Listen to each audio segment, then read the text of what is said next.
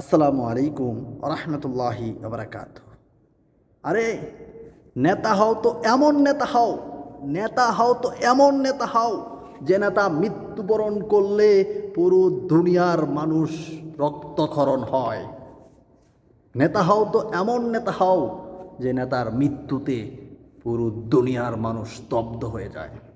এমন নেতা হও না যে নেতা মরলে মানুষ আলহামদুলিল্লাহ বলে, যে মানুষ মরার পরে মানুষকে আলহামদুলিল্লাহ বলে। তাহলে মৃত্যুবরণ করা মানুষটা কতটা নিকৃষ্ট।